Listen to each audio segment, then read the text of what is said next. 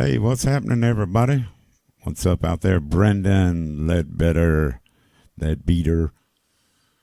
Been a long time since old Rev's been on the mobile live stream.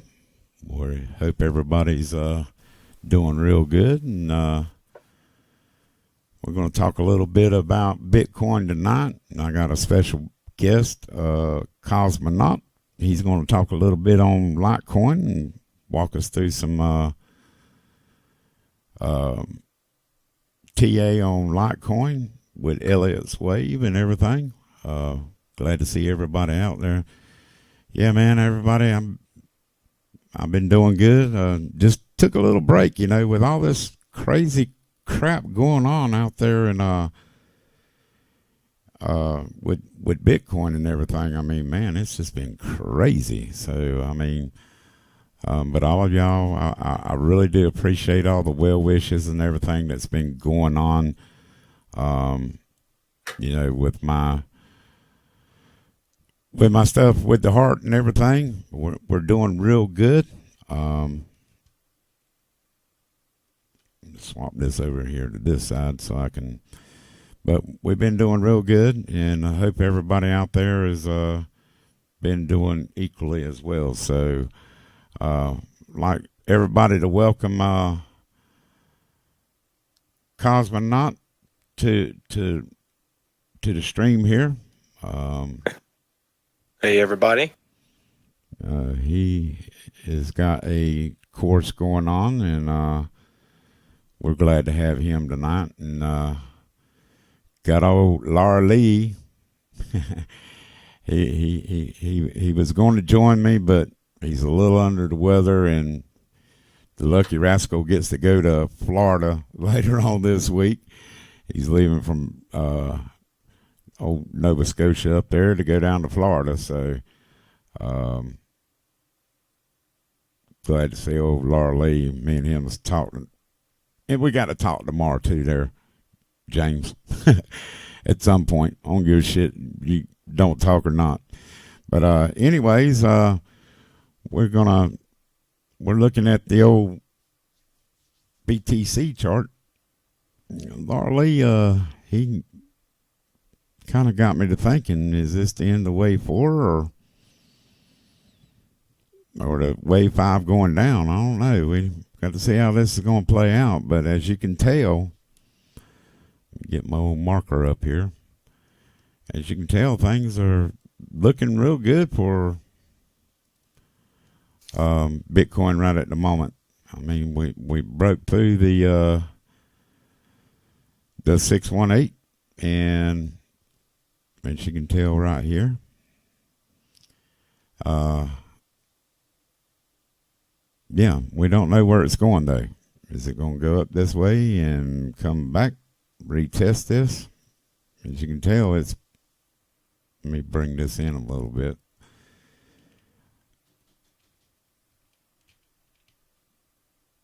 Clear all my magic out. Get out of there. Boom. There we go. But yeah, it's broken through, but didn't quite get all the way up through there. So it's got to break through that, and I think it's going to pull back and test at 618 and then go up from there. But James has come up with some what's up, Sean? What's up, everybody? Thanks. I'm getting a lot of love here, Cosmonaut. Which I have a pretty good following. So A lot of love. a lot of love, always. But we have a good time. Everybody has a real good time watching our analysts perform here, and we do a lot of good work for the community and everything, and everybody's been missing us. We ain't gone nowhere. We just been taking a break, and but getting back to this right here. I mean, where is it going? What's some of your thoughts on this, Cosmonaut, on BTC? So Bitcoin looks to be I personally believe that it's. Are you sharing the screen for me? I can. I sure can. Yeah, go for it. There you go. So I personally believe that we have. Let me just move my fib out the way. I'll remove it for now.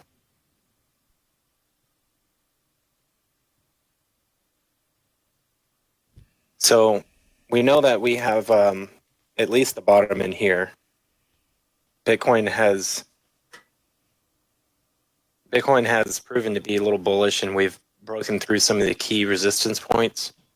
So here we have wave 1 inside our motive wave 2, and I'm thinking that this is the end of 3. I think that this is the end of 3. I'm not sure if it's the end of 5. I'm leaning more towards the end of 3 because, as you can see, we have a very steep channel, which would act as a diagonal. And, I was anticipating some sort of retracement. I didn't think it'd take this long, but for the most part, I think Bitcoin is proving to be very bullish. So, yeah, we have our wave 1, which acts into a leading diagonal, has a retracement to wave 3. Looks like this might be the end of it, but we'll see how it plays off of this channel. If it bounces off the bottom of that channel, then I can. That leads me to believe that we're probably going to see more of a wave 3, but we will. It's to be determined. But if we use our fib from here to the top,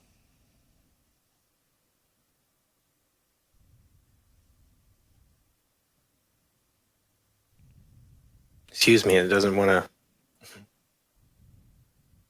Here to the top, we could have a retracement to this 236 level, but that is to be determined if we actually break this diagonal, this very steep parallel channel.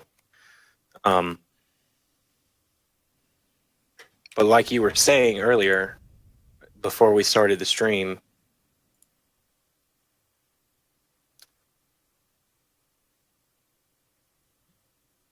well, I had, yeah, here it is, the big fib retracement. If we were to go up any higher, there's a good chance that we would bounce off the 618 for clear support. So, yeah, that's what I think. I think Bitcoin's proven to be pretty bullish. Not too entirely sure if this is the end of 3 yet, but I don't believe that it's the end of 5. So, But look at that beautiful inverse head and shoulders, though. You want to draw that out while you're there? this here, Yeah. yeah, that's definitely beautiful as well. But we have the potential of forming an even bigger inverse head and shoulders from this point here, being our left shoulder. So, as long as Bitcoin proves to be as bullish as it has the last few days, there's a good chance it might form an even bigger inverse head and shoulders as well. But as far as this inverse head and shoulders here, looks like that we've already met the target for that.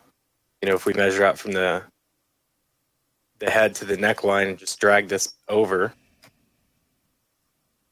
like so, we're at or near the end of that target. So if we, not like I said, not too entirely sure if this is the end of 3, but if we have room to go up, it's not going to be very much.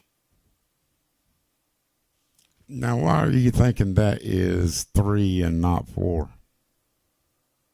Because it hasn't broken this channel yet. Okay. Technically, it's still in the diagonal. What's up out there, Lord Ray? See you out there. You want to switch over to Litecoin and tell us what you're thinking on Litecoin? Yeah, so if we look at Litecoin USD pairing, let me go over to our daily. We have a lot of impulsive news coming out about Litecoin and the LitePay. Now, we know that we had a bullish confirmation breakout not too long ago off of this this falling bull wedge. But I am trying to determine if we are on our first wave from the bottom here, or if we are actually on 3. Which, if this is the end of 3, I can expect there to be a long 5. But I'm leaning towards the proposition that this is just the end of one and we're still looking for a slight retracement. I'm hoping that we'll have a slight retracement on the 618 and go have a higher 3. If I scroll out here, you can see that we have a lot of room to grow if we start a new impulsive fractal. But let me go over to the hourly and show you what this would look like on our fib levels. Fix my scaling. Looks like that on the USD pairing, we're in some sort of pennant, which could be mistaken as a ascending triangle. And we have this 0.5 as clear support, and it looks like we have confirmation once. And yeah, so if you look at Litecoin to BTC, you see that Litecoin and Bitcoin right now are moving pretty inversely. Whereas, if Bitcoin goes up, Litecoin will go down. If Bitcoin goes down, Litecoin goes up in terms of sats. But if you look on LTC to USD, Litecoin has been pretty much trading sideways comparative to our fiat. So, if we do see a retracement in Bitcoin where it does break through that parallel channel, might be a good idea to sit in Litecoin to gain more sats. That's a possibility, or two, Litecoin could just take off whenever we get towards this apex here. So if this is wave 1, this is the bottom of wave 2, we're looking at a very bullish Litecoin as well. Which we've seen a lot of growth in Litecoin over the last several days. So yeah, I do expect Litecoin to go a lot higher with the LitePay deal that's going on right now. It should incite a lot of impulsive buying into the market for sure. Well, right now it's showing a lot of good growth as it is already. Not only that, good growth, but very bullish retracements. Oh, yeah.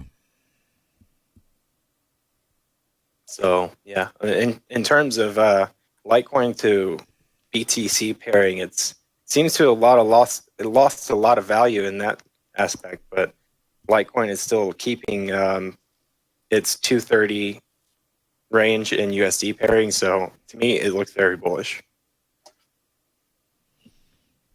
Well, all right then, man. That's looking good. And so, Cosmonaut, tell us a little bit about you and what you do in the crypto world, and your TA, your classes that you got going on. Tell us a little bit about that. Maybe some of the followers here would like to know a little bit more about you and what you got going on.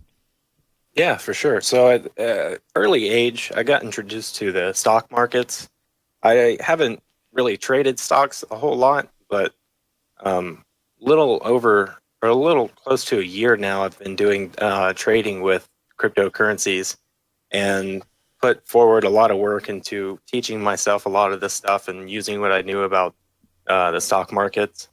But yeah, at a very early age, my grandmother and I used to go to these seminars and stuff and listen to people talk about stocks and stuff, because she has a lot of stocks and a lot of oil companies and Apple and stuff like that. So I've always been interested in trading, and now it seems like I do it full time now. I do it for a living, and I'm also a moderator at Cryptex Discord.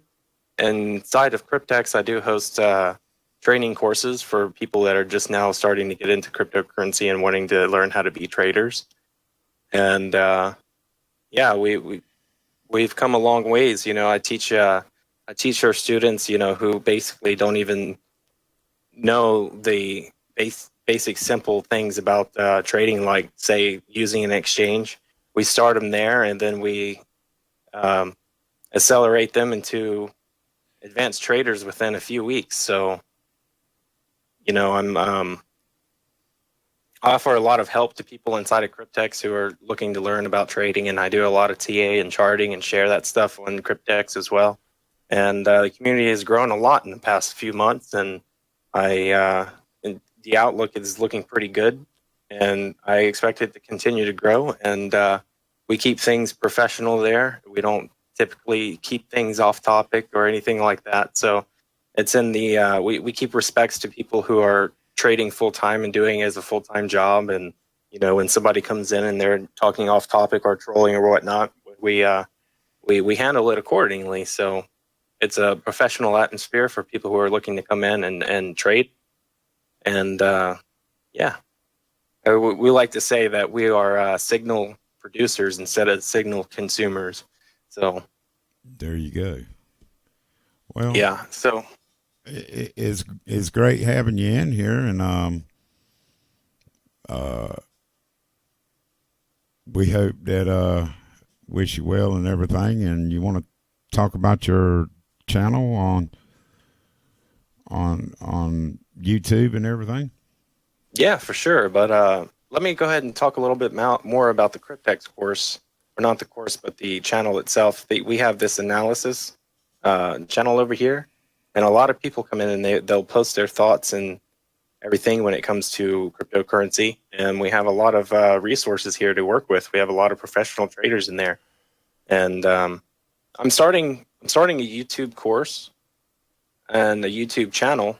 And I don't have any videos up yet. I'm only using it so far for private recordings of my course. But later on, I'm definitely going to start creating content and, giving you guys tips and tricks and stuff like that in the future, and some of my trading strategy, and looking to create a solid channel for people to follow. Cryptocurrency is one of those things. It's a niche that you make a video one day and the next day it'll be completely irrelevant. So it's I understand that, and I expect to keep producing content every day. Well, that's really nice. And also out there for y'all, me and the great James, Laura Lee, EJL, we're putting together our little old deal here. There's more to come on that. We're working out the particulars right now, and we hope to see everybody real soon on what we're producing. And maybe we can get Cosmonaut here to come in and teach a few things with us. And but we got a lot of stuff that's going on between me and James, and we hope everybody is going to be tuning in to us. You'll be seeing new YouTube channels and everything with me and Laura Lee on there, and we'll be having my crypto academy, and it's gonna be really nice, and hopefully James can get a little bit more better where he can talk, and we're going to discuss this a lot more as we move forward. But we do have plans. I still go in and hopped on crypto, and we had a great time in there last night and this afternoon, and we hope everybody over there is having a good time with Mitch over there on the Hopped On Crypto YouTube channel. He's been putting out a lot of good content and everything, and wish all them guys the best of luck over there. But we're moving right along, and I see that Cosmonaut has brought up another BTC chart. You want to talk a little bit about that? It looks like there's some indecisiveness in the market. It made a doji, and looks like it turned that doji into spinning tops. We'll see how it closes in the next 7 minutes, but looks like we may have found we'll see how it works from here, but we're starting to see a little bit of support come in. And let me look at my chart here. So I use this Fisher transform indicator along with momentum squeeze indicator. And so I see here that we are losing some momentum, but we have a lot of buying pressure come in. So what this is saying to me, that we have people coming in, even though it's not a big dip, we have people buying this dip, which is good. So we'll have another bullish retracement. And if it keeps this pace up, it looks to me that we have ways to go before 3 is finished. So as long as we have these little retracements, if you look on the RSI, I'll go into the hourly. If you look on the RSI, we see that we're not in this overbought condition anymore. So wave 3 could be extended even higher. And so if we look on like the 4-hour, I'm anticipating there to be some sort of neckline when there comes to be a retracement for a ending of wave 3. And when that does happen, as long as our neckline is more parallel and flush, that's an even bullish scenario. So, as long as Bitcoin continues to be bullish to me, that's fine. That's okay with me. It doesn't need my permission to do that. And if it does, that's great because I am allocated correctly. I'm not going to look to start sizing out a Bitcoin for this 3 to 4 retracement until it actually does break this channel. And it's looking like it doesn't even want to do that. No, and as long as it keeps it up, we discussed earlier on this evening about the way you got it shorted wave 3 and going to wave 4 as a pullback down. I was thinking it's going to be around 10.8, and where it goes from there, we just don't know. But I'm looking to see where it's going to go. I mean. Yeah, me too. So where I have 4 and 5, that's not a prediction by any means. It's just I have them there just to let the viewers know. I don't really expect it to go to 10. I'm just until it actually does break this diagonal parallel channel. That's my confirmation to know that 3 is done and it's looking for a little retracement back to start wave 5. But now we were talking about Cryptex, though. If we can get like-minded professional traders in there working together, collaborating together, that's a better scenario for me because as long as we can get people to work together and bring our minds together, it just makes us more profitable as a whole. And that's what everybody's looking forward to is making money, and we want to put out good information. So. The class I sat in with you tonight was awesome. I thought you did a fantastic job, and when I chimed in and you let me share my screens and everything, I really appreciate that. And yeah, that was great. I mean, we did about 2.5 hours there or something. Yeah, even for the individual who isn't interested in paying for a course, you can still come into Cryptex, and there's plenty of people there looking to help you grow because our philosophy is if we grow as a community, we grow as individuals as well. And that's what it is altogether. I don't care what community you belong in. It's to me, it's all about the learning. And that being said, there's a lot of people that have not been in the market, long time traders, and we just try to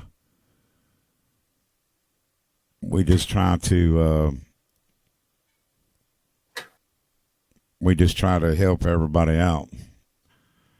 Yeah, for sure. Hey, Julianne. Well, me and James are going to be doing some classes, and Cosmonaut here, he already has classes over on Cryptex, and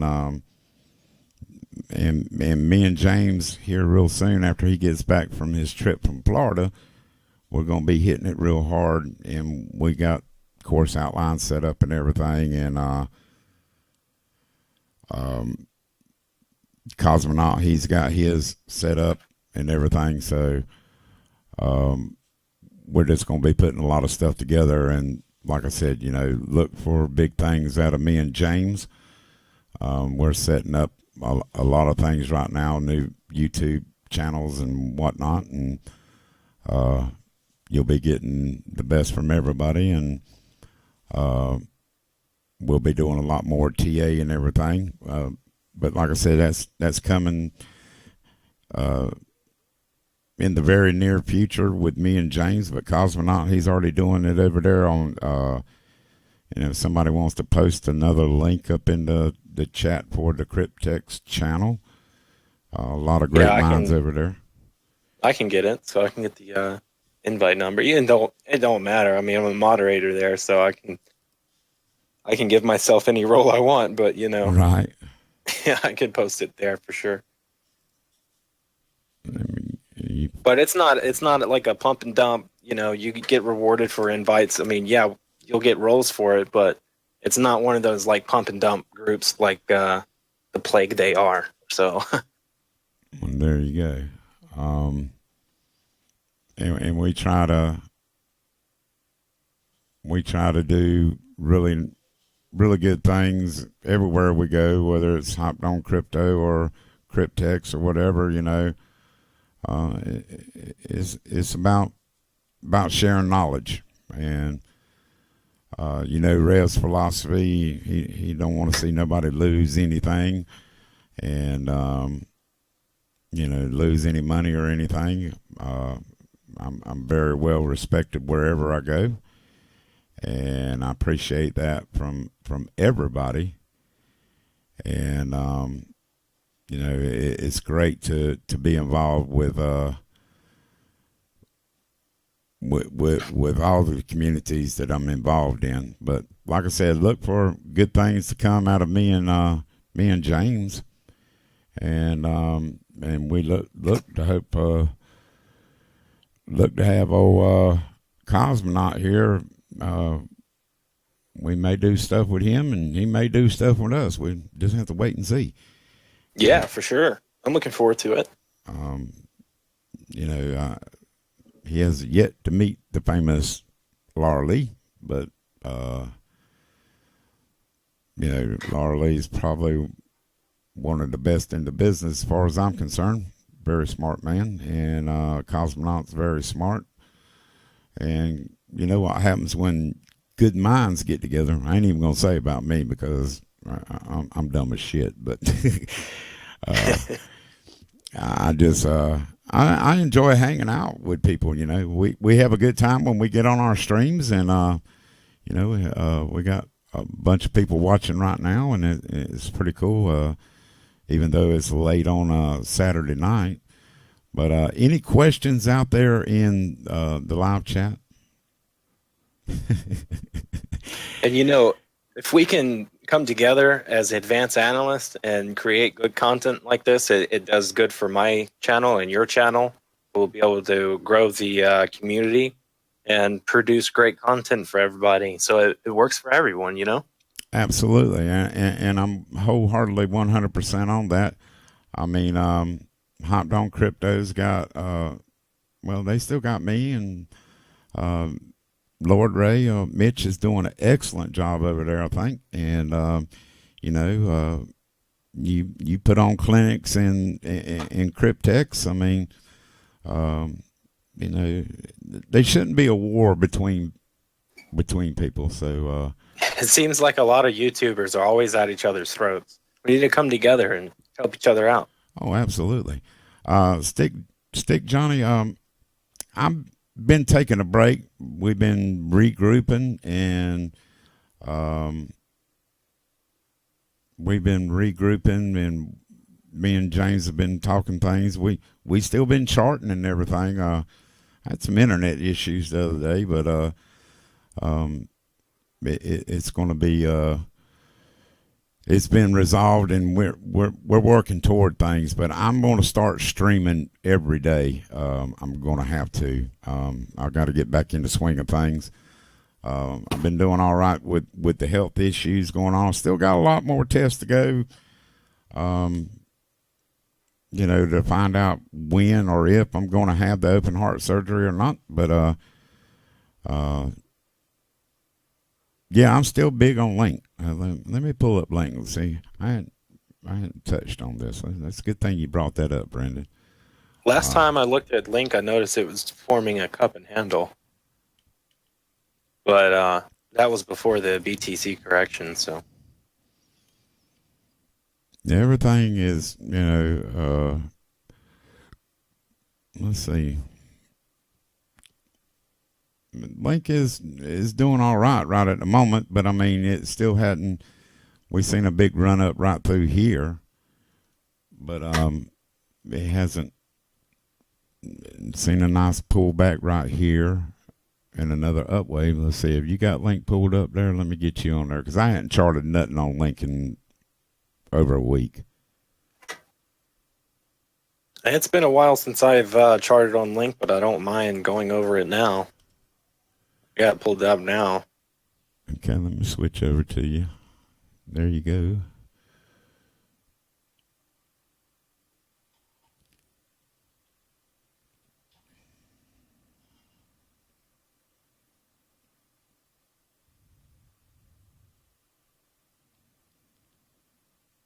Yeah, so what we got here with Link, it looks like we have a big cup and handle.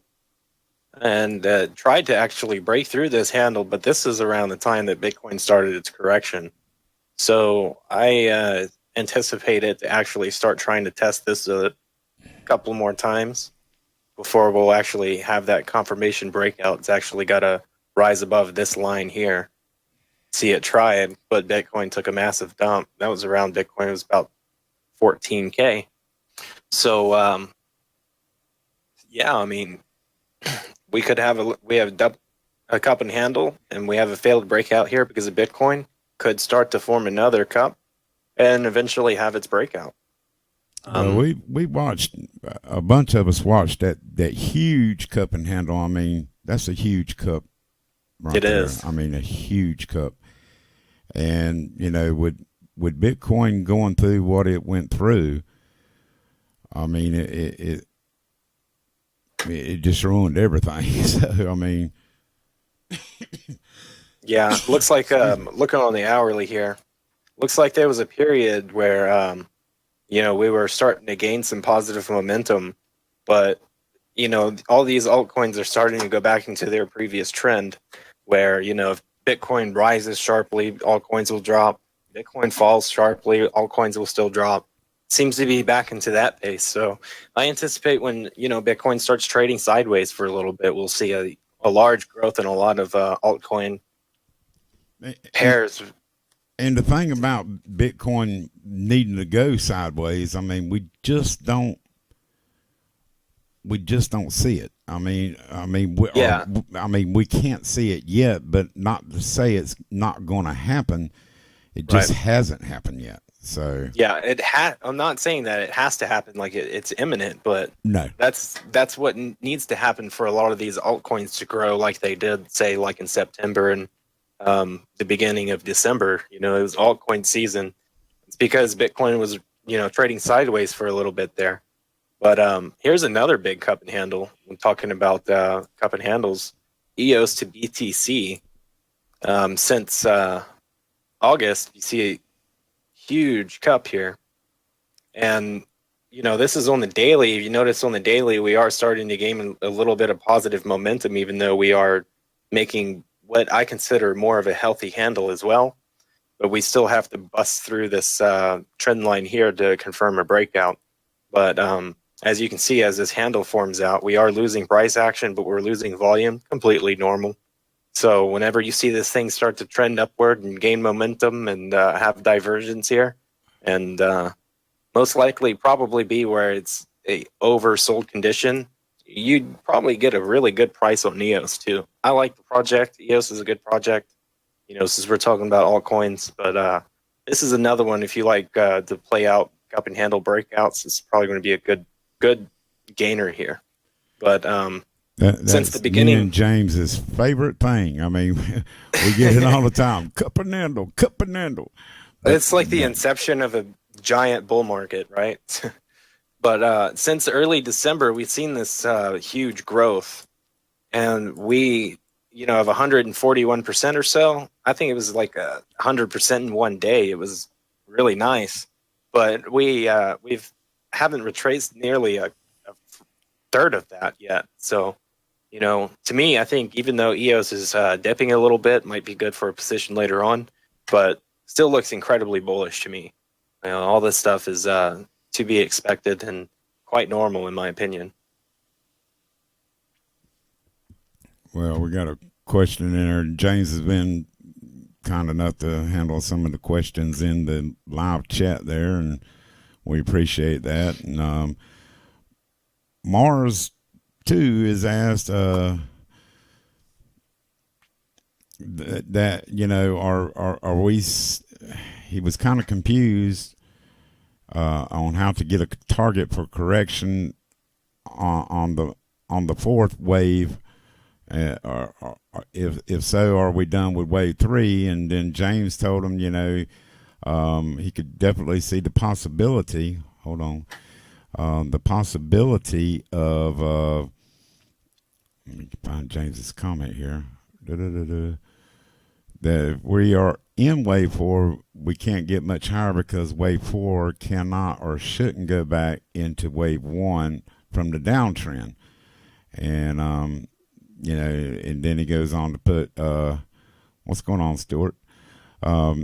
He said, if you look at a bigger picture from the big downtrend, we could either be completely done with the downtrend or we could be finished with wave 4. And I'm on, dang it, James, share that chart one more time here. There it is, right there. Oh, I can't do it. It won't let me. Hey, you want to switch it to your screen?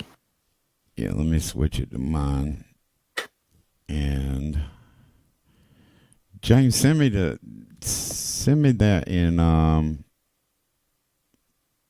in Discord, or DM me that chart so I can put it up on the screen there.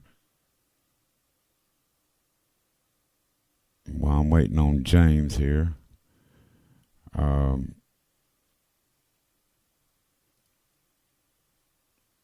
Let's see. Waiting on James. James. Wait a minute, I already got. No, I don't. Yeah, I do. I got it. Hold on 1 second. There it goes. But yeah, just to touch up what you were saying about Bitcoin unlikely to trade sideways, that's completely true. Because we've gone up so fast and we've gone down so fast, that only means that we're going to go right back up as fast. So, if you're looking to play altcoin positions, be incredibly cautious, especially if you're the type of trader that wants to accumulate sats along the way. Right. And as you can see here on James's chart, he finally got it to me here. He's showing where we could take, our target profit here by that arrow right there and so forth. But if this is the end of wave 4, where's wave 5? Is it going to come back down?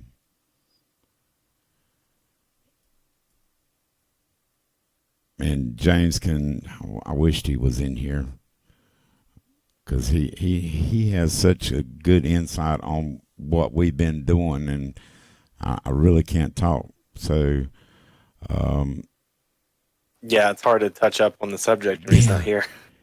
Damn it, James. Come in here and talk about this just for 1 minute. People ain't going to worry about your voice. 1 minute, I know you're going to do it. Come on, James.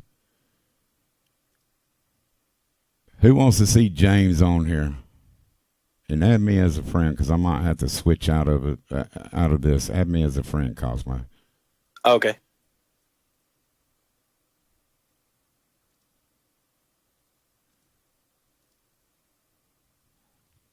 And I'm gonna just stand by your thing here. I'm gonna leave this call and try to bring James in.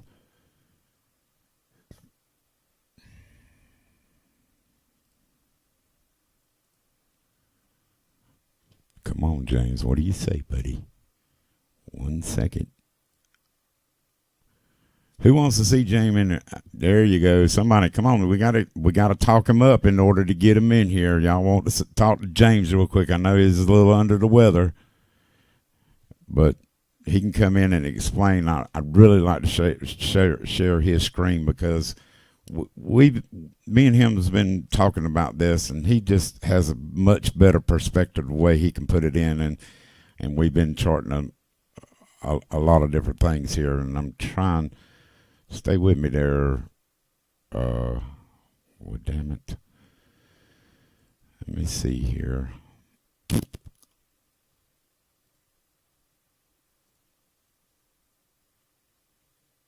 Where did Cosmo go now?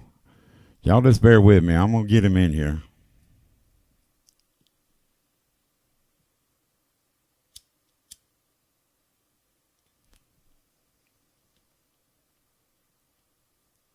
I can get Cosmo to.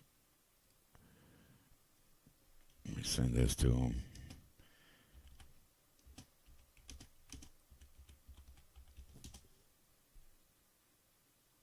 Oh, okay. We're sitting there. Let me start this. Let's see here. Cosmo.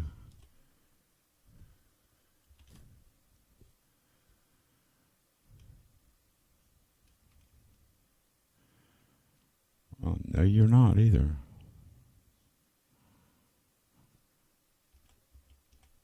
Sorry, y'all. I'm trying to get this going here.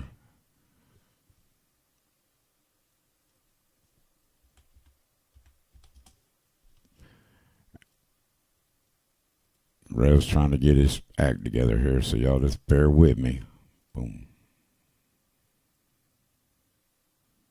There we go. Now I got it. Got that one. Let me see here.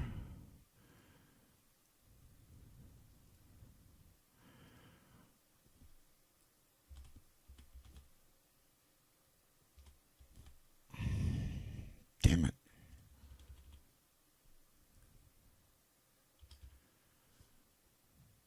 I'm going to call him and he better answer. So let's give it a shot, everybody. Hey, can you hear me? Yeah, buddy. I'm sorry, but everybody wants to hear from you, and I do too. I miss you, buddy. Oh, I know. And I almost wanted to jump on, but frig, man, I feel like I.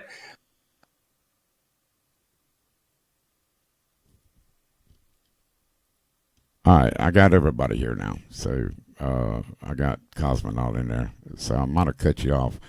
But James, if you got your screen ready, I'll switch over to you, buddy. I'll have to share my screen with you, won't I? Yes, sir.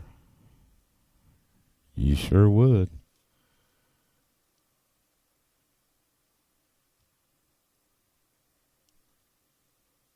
I knew I'd get them. Yeah, see, everybody's loving it in here. There we go. Is that working out? Yes, sir. The floor is all yours. Let me just fix a few things here.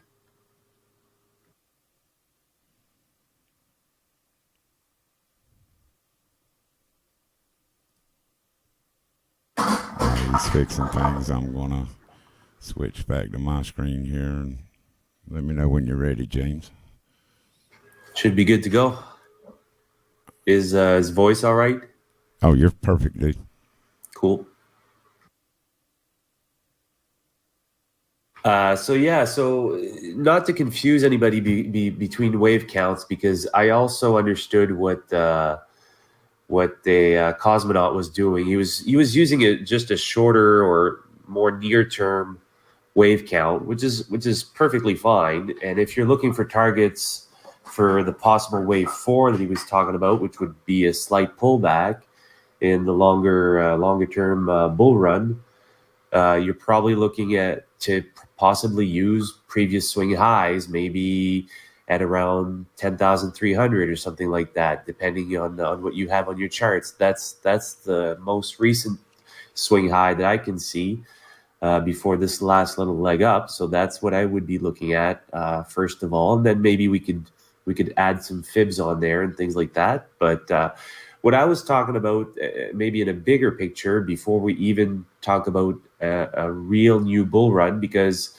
some of you might know, but on the morning that Bitcoin hit 6,000, I did tell a lot of people that I thought it was at least the near term bottom, because it was showing us a lot of signs that it was. And now we've had a good run up, and we're approaching, if you see, the top of that big downward trend that we've been using. And if you look at the lines, those are just a tool that we've been it's just a tool that we've been programming that gives us zones within our trends. And as you can see, those zones are really well respected. So it's a little bit like when we used the parallel channel and added the hard line to it, the 50% equilibrium. Same thing here, except it gives us the 25% and the 75% as well. So as you can see, it gets really respected all the way through.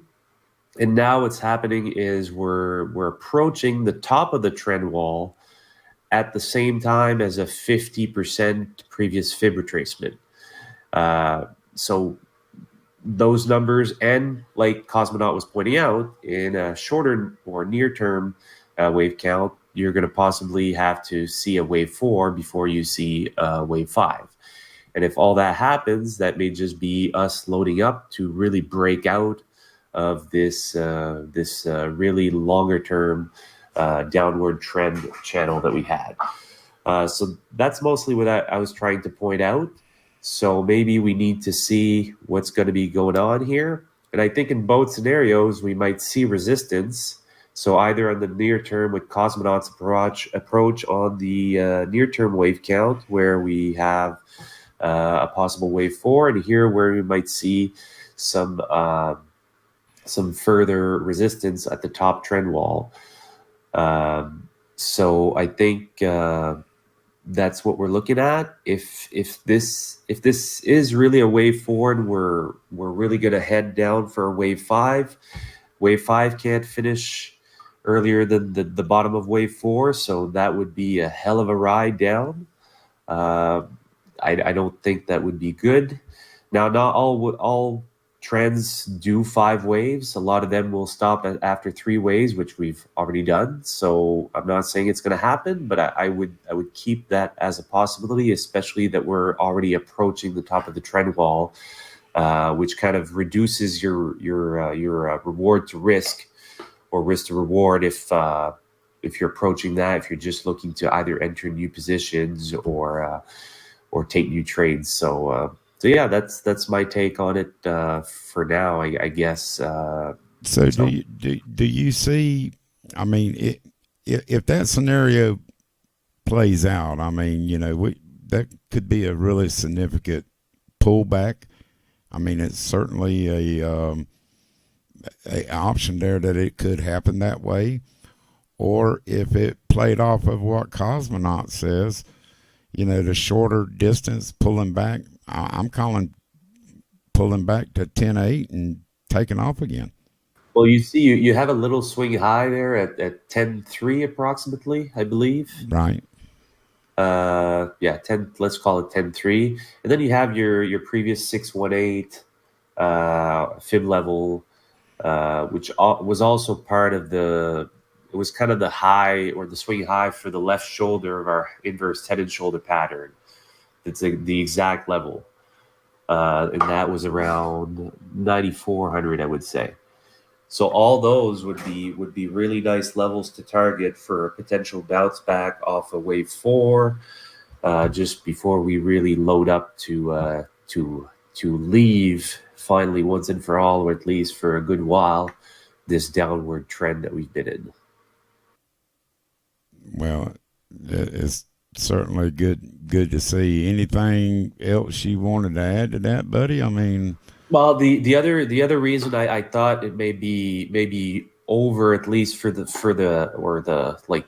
bullish run might be over for the near term, was that we're pretty much also at the target, not all the way there, but pretty close to our inverse head and shoulder. So I had measured on my chart there with the red and the green section that you can faintly see on the chart. But basically, that was just doing the measured rule of calculating the height of the head to the neckline, and then from the breakout point, and use that as a target for the inverse head and shoulder.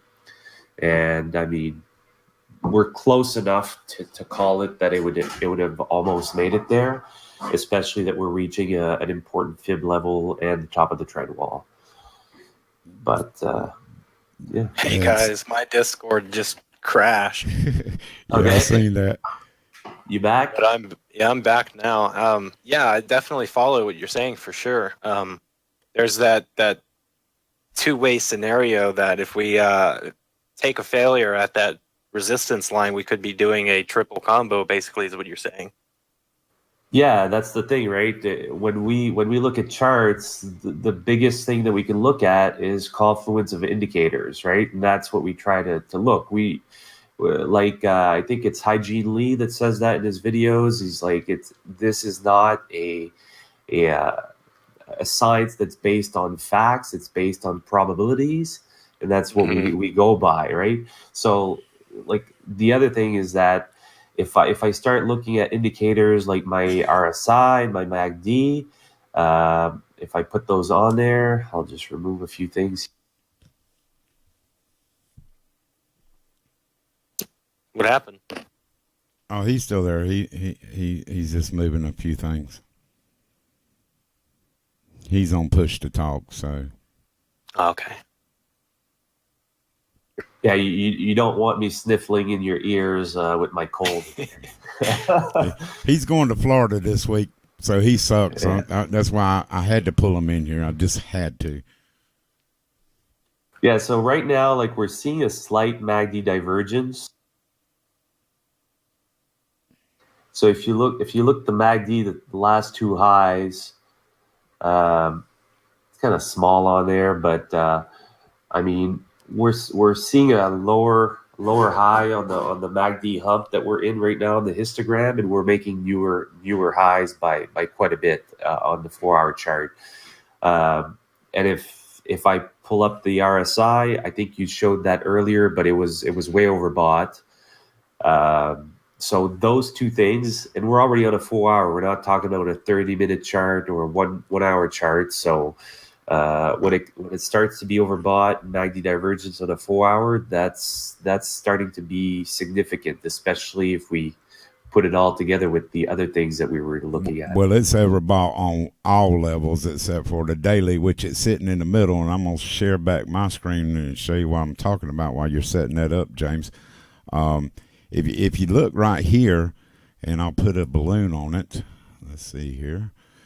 If you, well, I can't put a balloon there. If you look in this area right here, and I'll put that in the back, send to the back. You can see it's up over 71%. I mean, it's at the 70 level, but look, I mean, look at the previous past where it's gotten huge run-ups over 80%, almost 90% above the 70% line. So once, and you all know, as we all say, once it gets to this level right here, it's going to snap back. When it's going to do it, we don't know. But right now, if you look real close on my screen right here, it's pointing up. I mean, the RSI indicator is pointing up. So, I mean, it tried to snap back a little bit, as you can tell on that 4-hour right there. You can see it pulled it back. So, I mean, we can look at that as one indicator. As it, keep a real close eye on this. If you don't use your RSI, you need to be using it, and because it tells a story. James already showed you the divergence on the MACD indicator, and you can see it throughout. I mean, we can go back and keep looking back at the divergence on it over the course of the last run up, and I mean, we're talking days here. I mean, the only thing I would touch on back on the MACD though, Rev, is that on the daily, it is really positive. Like the momentum that we've been getting to the upside is really showing a lot of momentum. So the MACD divergence is one of the things that had me saying that 6,000 was a bottom when it hit there, because we had triple MACD divergence on the daily chart. I have it set up on my chart if ever you want to look at it. I'm pulling it back over to you now. I was trying to get it pulled up on mine, but you're already there. So there you go. It's back to you. Okay, I'm just getting a little delay here, so I just want to make sure we're on. But yeah, I can see on yours already too.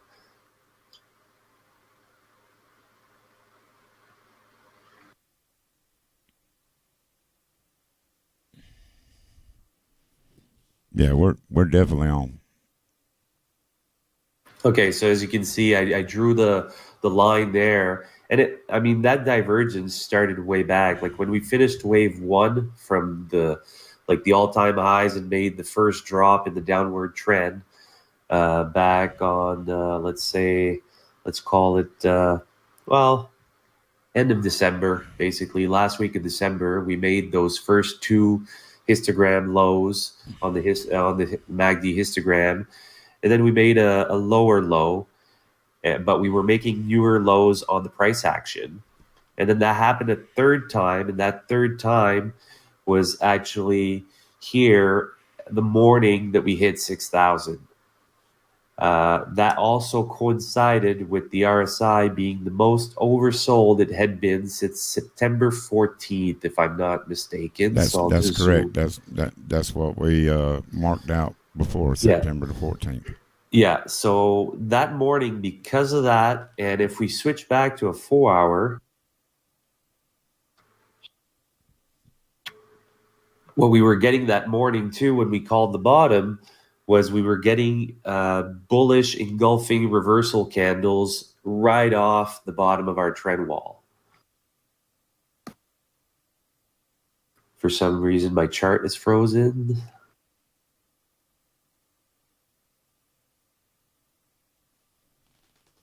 Might have to refresh. That's good. There we go.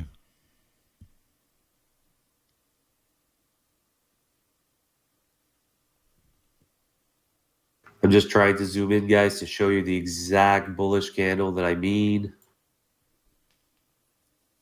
Okay, so this red line here, guys, is the same exact bottom of the trend wall that we were using in the bigger picture, where you saw the big wick hit right on the line on the daily chart.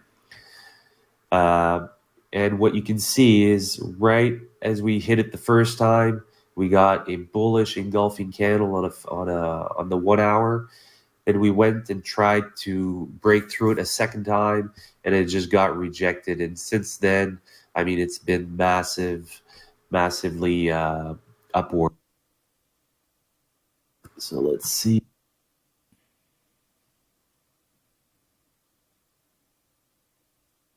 Yeah, so we even see it on the 4-hour. So this is your indication.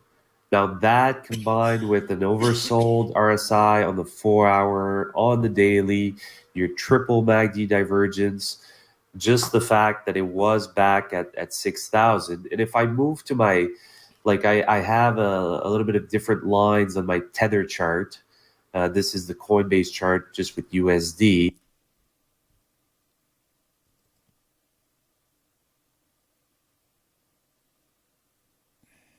But we had a bunch of lines on there for possible horizontal support and resistance that was drawn from previous resistance on the way up the last time from September to December.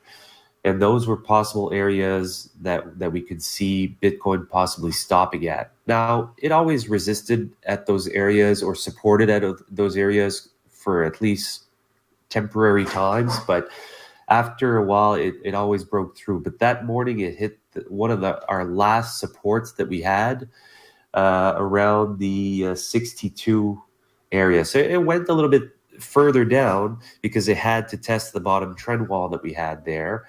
But even then, as soon as we saw all those get crossed and respected, and just the price action just turned right back up. I mean, if you've heard me say that in the past, if you get a bullish engulfing or any engulfing candle on a 4-hour, on a daily, you better get ready for a possible swing in the other direction. That's exactly what we got that morning. And because of all those indications, that's why I thought that, at least for now, we were done dropping on Bitcoin. Yeah, that's good information. Yep, and right now I think we're again at a big decision point.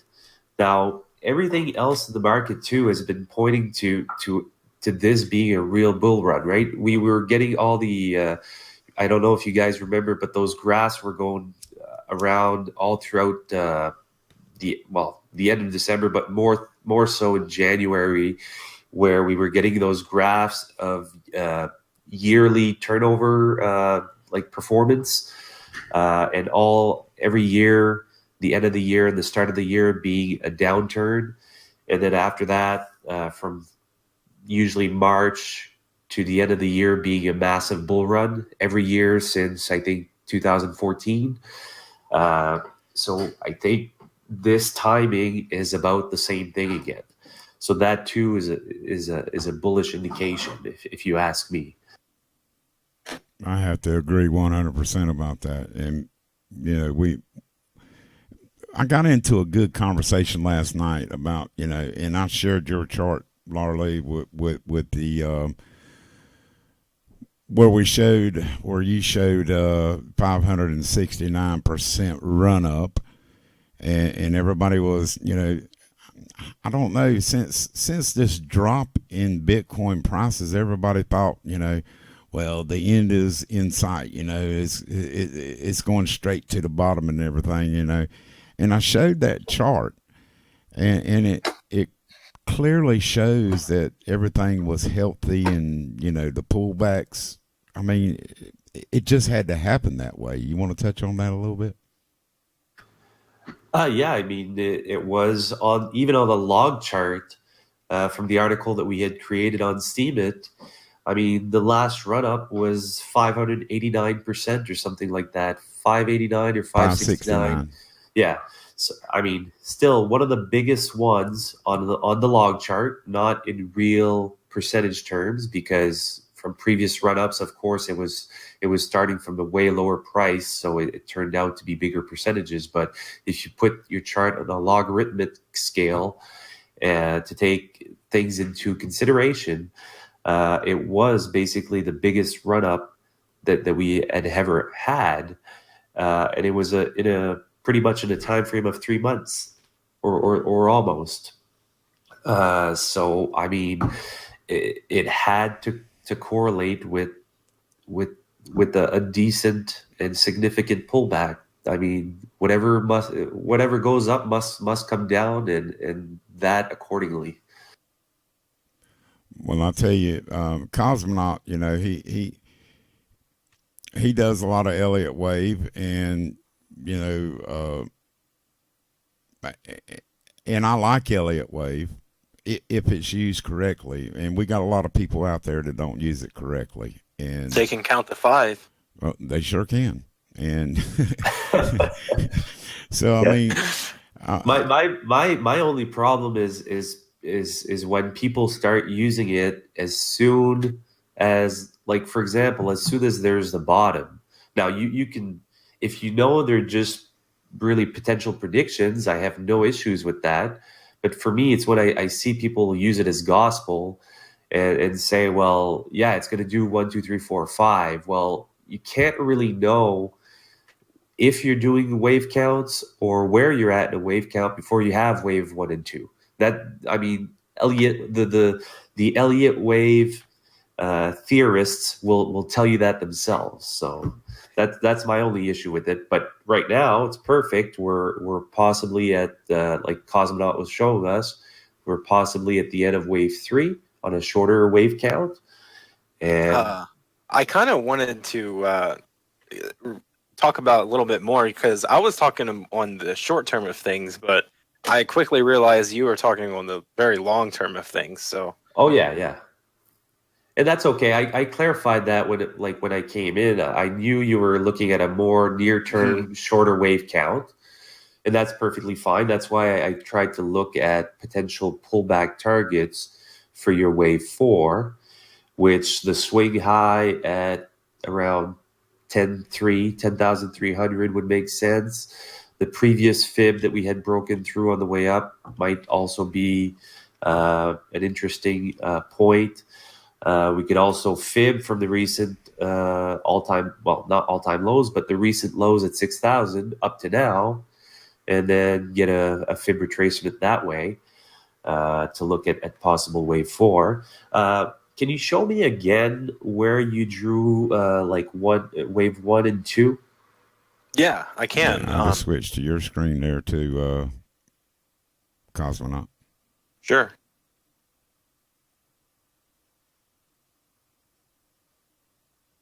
So before we get into this impulsive wave going up, I kind of wanted to just kind of recap what you were saying. Obviously, we have our correction.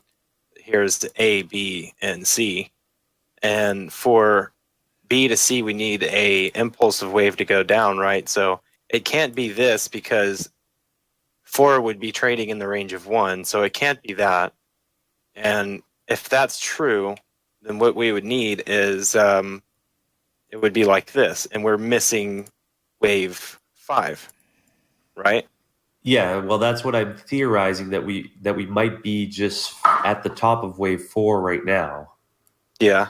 But So I mean, it is technically you're right. It went a little bit into it, but just by the wick, right? Yeah. Of the bottom of wave 1. So, but I'm seeing a lot of things that are pointing out that we're really done the downward trend as well. I just don't want people to not be aware of the potential scenario and then all jump in just before we hit potential resistance and then get slaughtered.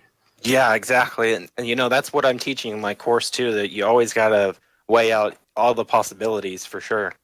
And so going back onto the long term of things, and I just wanted to throw this scenario at you and see what you think. But yeah, obviously we have our ABC, which would look something like this. We have our ABC, and then we have an impulse going up from C to here, and obviously quickly denied. So that would be a double combo. And what it will do at this point is have another extended correction down.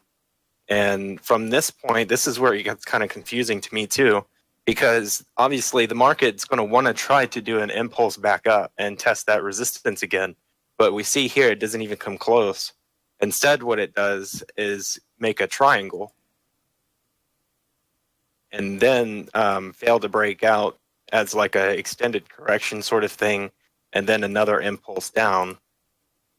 Now, I could be wrong because, you know, to be honest, I really don't know how this triangle, how it's supposed to play out in the rule set and guidelines and everything of the Elliott Wave. The problem with this big downtrend is the waves were so jagged and so like steep and quick sometimes that it made it hard sometimes. Like at some point me and Rev had a 1, 2, 3, 4, 5, but we realized that it couldn't be right. It didn't make sense. It didn't make sense whatsoever.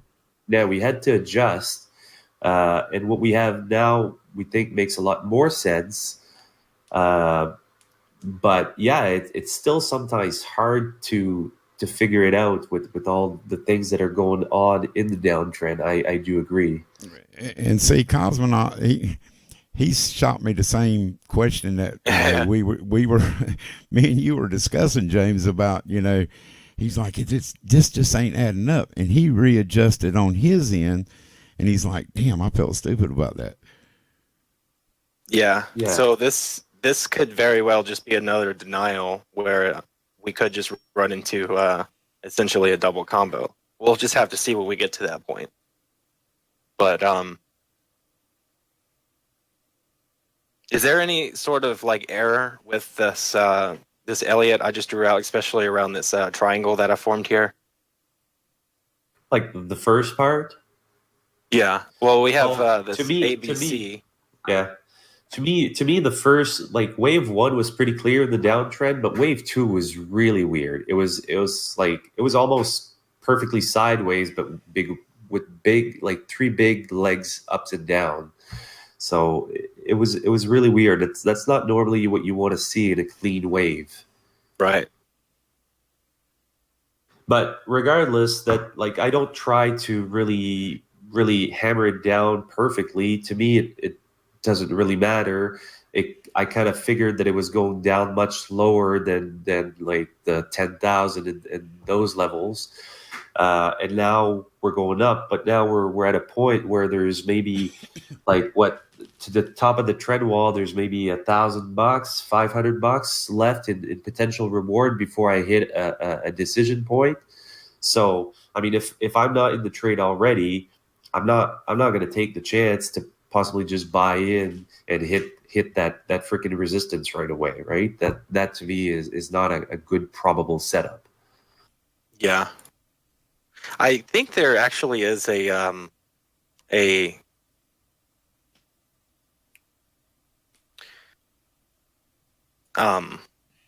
if we're looking at this here, I think there's we're trading in the range of 1, so that can't be it, and plus that'd be extended 5. But yeah. And what I like too is, as you can see on your chart, we've crossed all the moving averages. I don't know which ones you have on there, probably 50, 100, and 200. Yeah, it's a 50, 100, and 200 EMA. I just happen to have them. I use quite a few of them here, but the 200 and then the 50 and 100 EMA cross. Yeah, and I'm assuming like right now they're almost all crossing except the 200. Mm-hmm. Now that being said, that's on a 4 hour, so those are not like we can't call those like a 100 daily EMA or things like that. But if you put it on a daily, are we close to even crossing above those? It looks like this. Looks like it's trying to have a death cross here on the 50 and 100. But if we continue to go up, it might not do that. But I mean, if you change your chart from a 240 to a daily, He's on the daily now. Yeah. Okay, I'm still seeing the two. Let's see. Are That's you because watching on YouTube? I was, yeah. Sorry. Yeah, you need to. Yeah, it's a little delayed. Yeah, that's the reason why you're seeing it late. You need to stop the YouTube and look at it on. Yeah, well, I wasn't set up to do this, guys. I know. My But third- you're in Discord. My third screen was shut off, so I didn't get to set it up. So I'm dealing with 2 screens. I'm trying. Oh, okay. I think there is some of an exception when it comes to 1 and 5 trading in the range of each other, and highly leveraged securities. I don't know if that applies to Bitcoin or not, but do you mean wave 4 possibly coming into wave 1 a little bit? Is that what you're referring to? From here, if this is 1,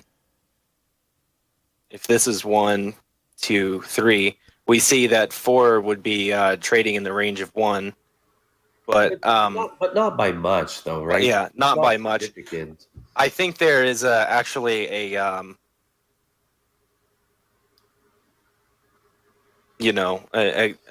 exception of 15% or something like that. Yeah, and if you look at the bottom of your candles for the end of wave 1, if you don't take the wicks, and the same thing for the top of your candles at your wave 4, the bodies don't go into each other, right? Yeah. So the closes don't, and to me, I mean, that's not that egregious enough to say that it's really broken your wave count. I don't think so. I wouldn't see it that way anyways. Like, I mean, to me, if you have a wave 4 that goes halfway through wave 1, then yeah, you're not in a good wave count. But that way, I don't see that much of an issue. And I think the biggest issue I have with this is how unlikely it is to have an extended 5. And such a small 2 to 3 in comparison from 0 to 1. So we're back at the same corner that we were going into it, and you want to redraw that. But But the there's three, still as you can see, that the prices did go up above all the moving averages that you have on there, so that's a good sign. it's whether or not that scenario is true or not, there's still that possibility that we can get up here to that resistance in the 12K area and still get denied.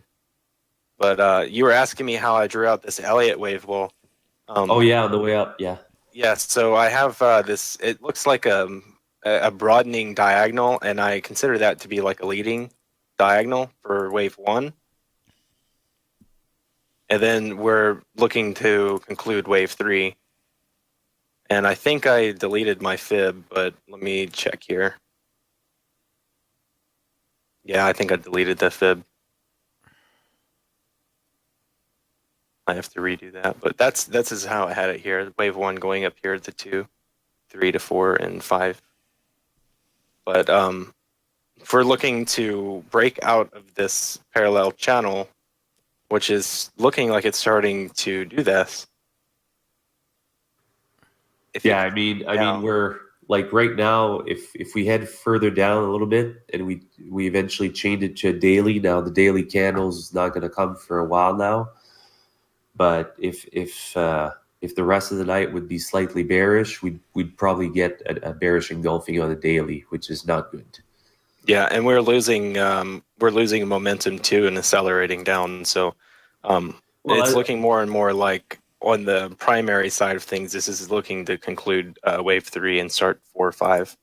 Yeah, which would make sense. I mean, if you look at the daily chart, this price has been going up almost straight up without a red candle or barely. Like even if we had one, I think on one day it was pretty much a doji, which didn't go down at all. Right. Well, we're getting well all the and going back to the MAs and EMAs. I mean, like on mine, I mean my 9 EMA is about to cross over at my 26 again. My ketchup's crossing my mustard, and it's still pointing straight up. So I mean, you know, while the day ain't over with yet, and things can happen. Right now, we got a red candle, which don't mean nothing. I mean, it's broke through our 618, especially on our chart there, James, on the USDT. You know, it's clearly broke through the 61.8, and you know, but it's still making a higher high. What I did though, Rev, is instead of using the past fibs, now that we've possibly gone upwards, what I did is I fibbed from the all-time highs down to the most recent lows to get possible more exact resistances on the way up. I've seen that. I'm on your chart now, so you can go ahead and explain what you're talking about there. The only thing is this is cluttered. I'll remove some stuff quickly. Okay. Yeah, we appreciate everybody tuning in. Julianne, like my ketchup crossing my mustard. Yeah, I like that expression too. And we appreciate everybody tuning in. Hit that subscribe button. Share this video. Like I said, we got a lot of more things to come, and we hope everybody's getting something out of this little thing tonight. And I really do appreciate you, James, coming in here. I know you're sick, buddy, but that's what you get for showing me baked duck. By the way, how was that? The seared duck? Yeah, it was crazy good. Oh my God, yeah, guys, I'll have to share the pictures with y'all sometime. I mean, Jesus, I mean, he just tormented me the hell out of me. Yeah, I show my food blog pictures to Rev, and then he has to go eat every time. Yeah, every time. All right. So I was just showing, like the 618 that Rev was referring to is when we had fibbed from, like, let's say September to the all-time highs, and it was giving us potential support on the way down, and those can also be used now as resistance on the way back up.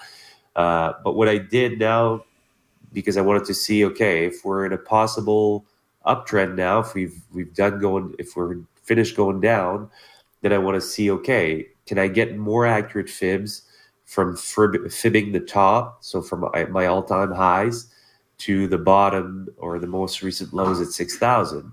And so, as you can see, they're going to be close, but the 618 here from the previous run-up was respected the first time, but the second time, look at exactly where it went, which is the 382 of the fibs that go from the top, so from all-time highs to the most recent lows. So I'll try to zoom out to maybe show that a little bit better.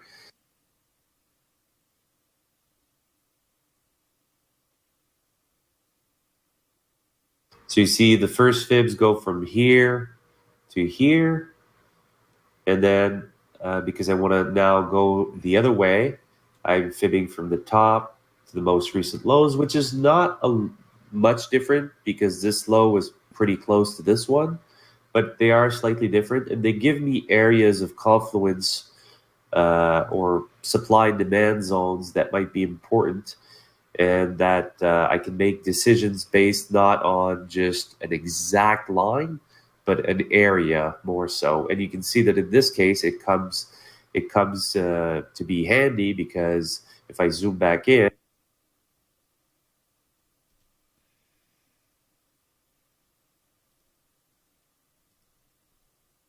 we can see that that wick is right smack on that line. Now, it was the 618 a good indication? Yeah, it was, but it wasn't exact. So now when Rev was talking about it broke the 618, it did, but look at, now we know where it went, right? Does that make sense to you, Rev? Oh, absolutely. And I just did it on my chart as well, and it's clearly seen there. Yeah, so it's just like fibs. Yeah, you can keep them on from previous waves or legs, and they'll still be useful. But at some point, you want to check: do you have more accurate ones? Especially if you think you've started to go the opposite direction. And Interesting. that puts it in the proper perspective there as well. So, I mean,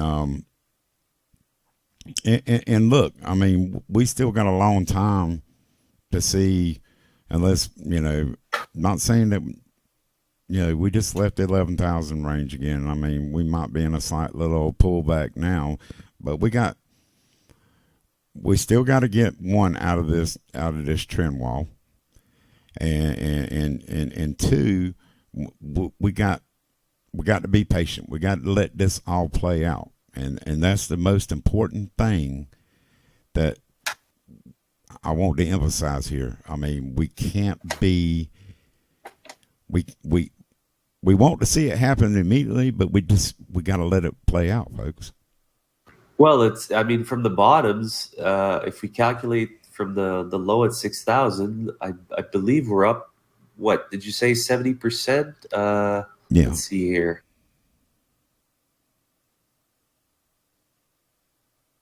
Oh, Yeah, we were up 86% at some point today from the most recent lows. I mean, that's a good run without a significant pullback. We did have one in the middle here, 4 days into the run up, but still, I mean, it's probably healthy. And as far as levels, we can go to that previous swing high. We can go to the top of our zone 3, which is the blue line here coming down. That would also make sense.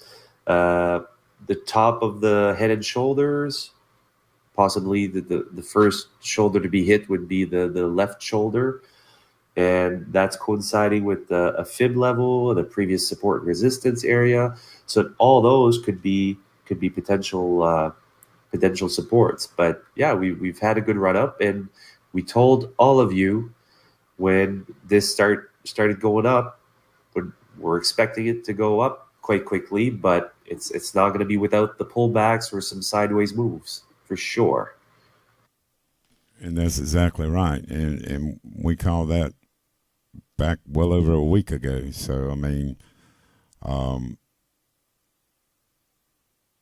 hello out there, Cryptogenic. But yeah, we just be aware that, while all this is playing out, I mean, and it's not nothing per precise. I mean, there's however you're charting it or whatever. I mean, you get it as close to possible, and we just want you to be informed that just because we had the run up, you still got to have the pullbacks. So I mean, it is what it is. And James is doing something right here now. He's putting up another trend wall that is going to be awesome to see. I think you were right at the other one. Yeah, but I don't like making them too small, because then you don't have a big picture. And if I do from here to here, it gives me a full leg on the back end of my trend channel, which is usually what we want to use. And that's a good indication, because it means that if that's the real deal, if that trend channel is the real deal going upwards, it means that we're already almost at the bottom of the trend wall, right? So we might have a slight pullback coinciding with all the other things that we said earlier, but we don't have that much lower to go compared to the upside that we could get if it starts moving back higher. And I mean, so far it's hard because we're right at the start of it. This will probably have to be adjusted many times, but I mean, I can do it like this, and this is probably right. But the chances that it stays in this this slim trend channel for a very long time, I mean, I can't. I see the probability of that being slim to none. Right, I'm seeing it now as well. So if you pull that back out, making it to that other, there you go. You see, we're already getting a one touch. Like the first impulse wave went right to that heart, what would be our heart line in this case. Right. And then it pulled back to previous zone from the downward trend, and then went right back to our heart line from the downward trend, which we were following really well. Like, I'll remove this newer one, but you can see, like, as soon as we started going up, went right to the top of zone 1, broke it, came right back to it, then went to the heart line, pulled back a little bit, went back to our neckline, which was established at this swing high and this swing high. So this became resistance, which is why it went a little bit further than our heart line this time. Pulled it a little bit back, got a bullish engulfing candle, 2 in a row actually, and then loaded up to break through our inverse head and shoulder, our neckline, up to where we're at now, basically. While I'm thinking about it, touch on the base that we talked about last week, James, where the institutional buyers come in and push it down. They go in waves. I explained it earlier today. I'm gonna let you do it this round. Well, I think what we were talking about back then was what I call a flush out. The flush out, right. Basically, on the last day, the day that it was basically making all these red candles all in a row, massive and quick and sudden, like downturn, like almost panic selling. Well, basically, I'll have to put volume on there to illustrate that to you.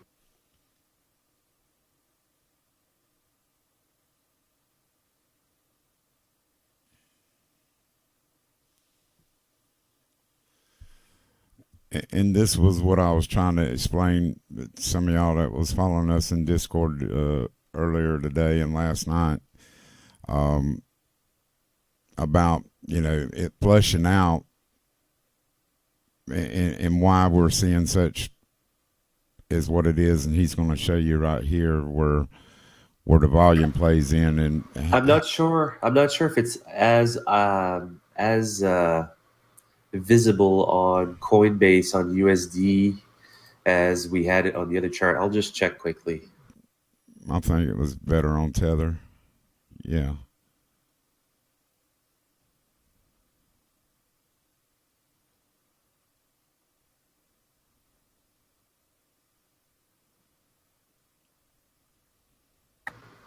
Okay, so as you can see, guys, like we're getting, and I'll go to the 4 hour.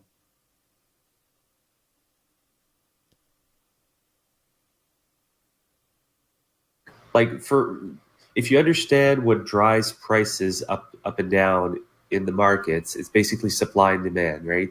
So if there's no buyers there to sell or to buy what the market is selling and the market participants are selling, then the price has to go down in order to find buyers and make transactions. That's simply how it works. But on the day where we had the last big rundown, look at those huge red candles all in a row. That's all people getting out of their positions, whether people at a loss or people that shorted and now want to take their profits. Now, those are all people selling. Like, so after a while, if you don't have any more people to sell the product that you're trading, the trading vehicle, then it means that there's only one thing that can happen. Buyers eventually come in, and if there's no more sellers or very few, then they take over the price action and it drives the price up, which is exactly what we saw here. Yeah, we had been getting a lot of selling, but not like this. Like, these are, I think we had counted 8 candles in a row and pretty big volume, all selling. And you can see it on the price actions just falling like a rock. We get this momentary, like, try to push back up. So people probably started buying at this point because it became attractive. Then we get these last 2 big volume candles on the sell side. And then we get our biggest volume candle in, I don't know if I have to zoom out. Since 2014. Exactly, right? What's this, guys? It's people or institutions now saying, okay, this is now either there's no more sellers, but it's a big candle, so it means huge volume, which means somebody's buying this at this level really, really massively. Now, that's not me and you. That's most likely institutions. So when you see that happen, and that's why that's why I call this or a bullish engulfing or a bearish engulfing on a 4 hour. I call that a close in reverse. The reason I call that a close in reverse, some of you might have heard me say that before, but bank traders, where you go to big banks or big floor trader setups, whether it's like the Bank of Boston or JP Morgan or UBS, whatever, if they have like 500 traders on a floor, on their keyboard, those guys have a button that's called close in reverse. That basically means that if they click that button, if they had $100,000 worth or $1 million worth in a particular position, whether Bitcoin or anything else, if they click that button, it's going to close that position. So if they were short, it's going to buy back the position. It's going to close it for profits or loss, depending on where they had shorted or bought. And it's going to enter the exact opposite position in the other direction, which is why I call it a close in reverse. But to see those candles happen on a 4 hour or even a daily, for that to massively switch so strongly and so quick on that big a time frame, you have to have a lot of volume and strength behind it. And usually that comes from those bigger traders, those big institutions, all deciding that, okay, this is the end, or this has become too attractive, and we're now willing to step in and take our positions. Now, keep in mind, another thing to understand, if you understand this portion of things and how they get into positions and get out, this is also why head and shoulders are often created in markets. That's from big boys or big banks getting in and getting out. So, for example, in this case, you see a huge close in reverse here on the bottom of the left shoulder of our inverse head and shoulder pattern. Now, usually that's the first time the big traders come in. And then it drops further because they don't have enough push or they don't find enough buyers at those price levels. It's not attractive enough for people. And there might still be too many people willing to sell. So what happens? They drop it back and then they get back in. Then they get another push like they did here, and they get a little pullback because they can't sustain that quick a move that strongly. So what happens? They pull back, and what happens again? 2 close and reverse candles, or 2 bullish engulfing candles, one here and one here. Those are my arrows, my blue arrows. They're all pointing those out. So 2 in a row here. Now, if the big boys and the bank traders get in 3 positions, that's usually how they'll go out as well. Now they scale in and they scale out. Now, if we reach the top of we reach all-time highs or new all-time highs, and we start to see a head and shoulders pattern, why do you think those are created? The first position they took on the bottom of the left shoulder, they're going to take out on the left shoulder at the top. So it's going to create your first shoulder. And then the inverse head is now going to become your head. So now they're going to be going out at that position for the second part of their positions. And then on the right shoulder at the top, they'll get out of the rest of their position. And they're mostly out at the top. And then everybody decides to sell. And then you get the downtrends that we see. So that's kind of understanding market dynamics a little bit better.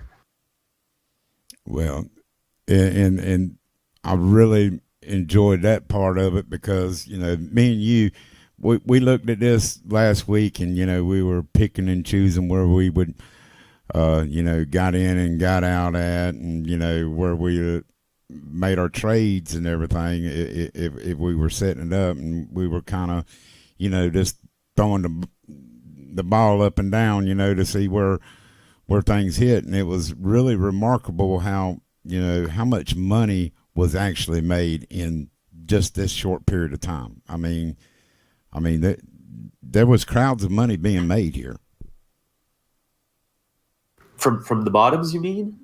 Yeah, well, if we could have shorted it, if we was on BitMEX, how we set it up and everything, where we'd have bought and sold and whatnot. I mean, there was a lot of money lost, but there was a lot of money made here too. Oh yeah, I mean that's the thing, right? I mean, from those highs, I mean, like I didn't wait to sell my Bitcoin. I think I sold my Bitcoin around, like, the first times after the big run up last year. I think I sold around 17K. Well, not necessarily that I would have shorted, because I want to support the cryptos at the same time. But yeah, a lot of people did, and I mean, we short in the Forex market all the time, right? It's part of a tool that we have to not only make money when everything's rosy in the markets and everything's going up, because in January, we even saw it on Discord, like people weren't coming in as much because they couldn't do anything other than either holding or waiting for it to hit bottoms and then start going up so that they can buy back in again. Now, when you can short, that gives you a tool or a strategy that you can use when things are not as positive in the markets. Well, you've been out for a minute, and everybody's got their VPNs going, and now they're all on BitMEX, and they're trying to play the leverage game, and they're shorting here, and we got a lot of people asking me questions. Like, oh my God, they're leverage just crazy. trade? Yeah. I told them last night, I said, y'all worried about 100%. I said, my partner, he can do 500%. I said, Yeah, we, my broker, well, I think it's different. Like, I'm in Canada and I work with an Australian broker, but I get 500 to 1 leverage in my Forex account. Wow. You talk about crazy. I mean, if you don't know what you're doing or you're not disciplined, talk about being able to kill an account fairly quickly. Yes. really quickly.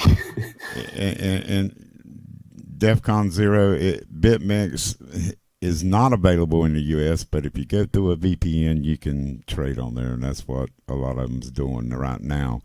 And is there any questions out there in live chat? I don't want to keep James too long here. I really appreciate my buddy and my partner in crime and everything coming in with him being sick, but I don't want to overextend my welcome here. And we definitely appreciate Cosmonaut coming in here tonight and giving everybody his take on things. And I think this was a really good question. So, I mean, a good session. Session. But if anybody, does anybody out there in live chat? Yeah, and I saw while we were talking about the market dynamics and big buyers and things like that. I think Cosmonaut was working on a few charts that looked interesting to me, anyways. So I don't know if you still want to touch on those or Which charts were they? I don't know. I saw a few go by, but there was one that you were building a really nice pennant or symmetrical triangle after a nice leg up. Yeah, that was Litecoin. Yeah, And I Litecoin figured. seems to be falling with Bitcoin at this moment. So, It but makes from sense.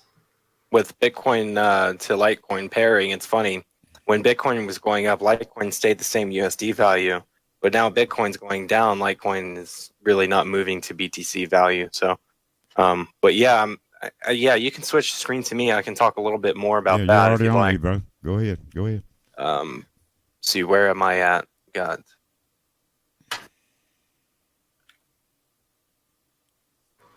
Yeah, see, it's funny because I had charted a beautiful pennant on Litecoin and a bullish one at that, and probably before the last run up there that you have that like right in the middle of that last big leg up. Oh no, actually, you start on the left of your chart. What's that? Move a little bit towards the left, a little bit more. This is the daily kind of going out a bit. So yeah, you see that consolidation right in the middle though. Before you had that last big run up. I mean, that whole thing up to I think it's is it April or maybe where all this money comes in right here. Yeah, I don't think I'm looking at the correct thing though. You're on a bigger time frame. That's okay. Continue with your downward your falling wedge probably. Yeah, so this is where we seen the big run up in Litecoin USD value. It went all the way up to about $360, and since it's corrected with Bitcoin as well. But what I wanted to pay attention to is a lot of this impulsive buying that's coming in now due to LightPay. If I switch one to the hourly, what we had was I think this is the pennant you were talking about, but at the time it looked somewhat like a ascending triangle, and has since broke out of that down here. So, but what I'm thinking is that this is wave one, and we should be coming back onto wave two on. Let me use my fib again. I'm thinking it's going to pull back to the 618. So if you were in a huge falling wedge like you have drawn there, your target for that breakout of the falling wedge should be your 618. If you fib from top to bottom of that big falling wedge, the bigger one. This one? Yeah.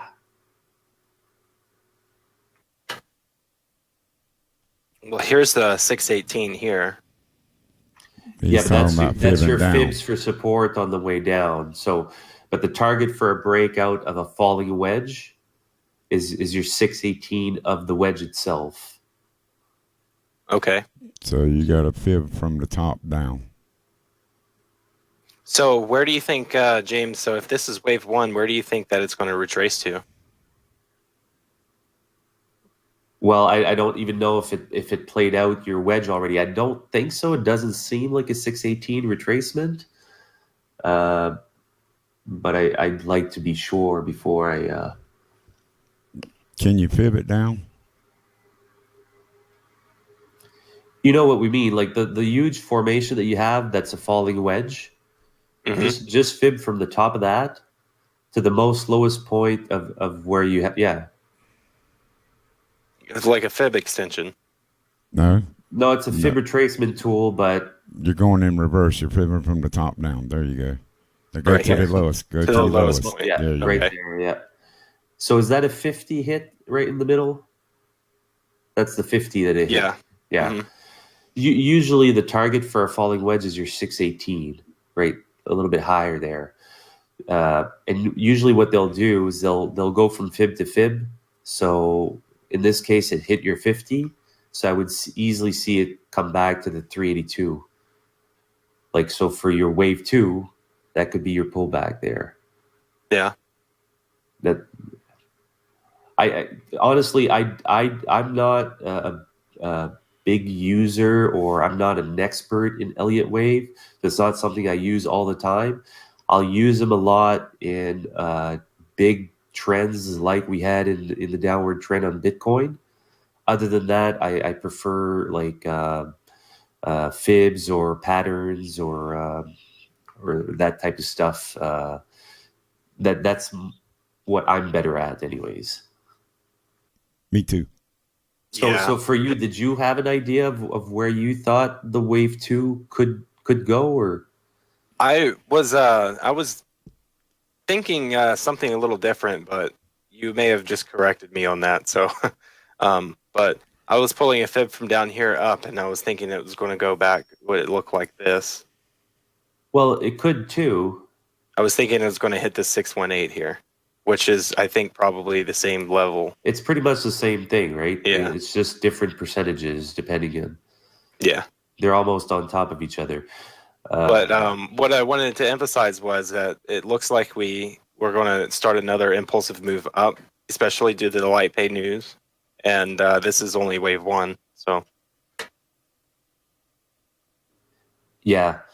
The other thing, like I know Hygiene Lee has done a lot of that lately. He's counted like basically like this big falling wedge there that you had as a pullback wave, like as your wave 4 in the grand scheme of things, if that makes any sense. mhm. Like he did that, I think, with Bitcoin or a few of them. So if that's the case, then we have way further up to go. On a bigger wave count.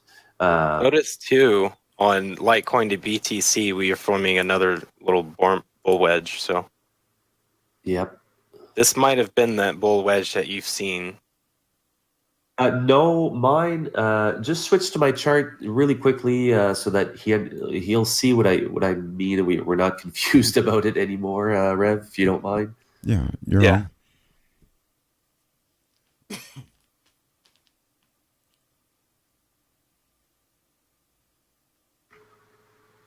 You there now? Yeah, you're there. Real quick though, folks, we go in different time frames. So I mean, don't be surprised if you're seeing 240 or 60 or whatever. You know, we're all doing different time frames, so don't be so alarmed. Yeah, especially me. I change a lot. So. Oh, me too. Like I'll play from. I don't look at the weekly that often, but I will once in a while when I want to get a bigger picture of everything. But mostly I stick to 4 hour, 1 hour, and I'll jump to the daily for bigger pictures, and then sometimes for more accurate entries and exits, I'll jump on the 30. And what's our saying on the 5-minute chart there, James? Nobody cares about your 5-minute chart. No, it's not nobody cares. It's the real market participants, the big boys, and the market itself couldn't care less about your 5-minute chart. Exactly. Let alone your 1 minute. Yeah, it don't even play into consideration. I don't play no less than an hour. So yeah, on my chart, it was just basically the run up, the pennant here, and then the real explosion. And what I had done is I had just fibbed my what I call my pole, and then the flag, and I had my fib extensions there, which they all reached. Not that they were that far to reach, but it was a good run up. And now it just seems to be pulling back and respecting those all on the way down. But I mean, it would even make sense that we go back and test the top of that, like do what I call a square up, right? This in here, they just went straight up, didn't have much time to take positions and whatnot, and it just exploded up. So often when you see that, the market's going to want to come and and and and close that. No, it's not a gap because the candle's there, but it is what we call a square up in the markets. So they come back and just close that price action a little bit better.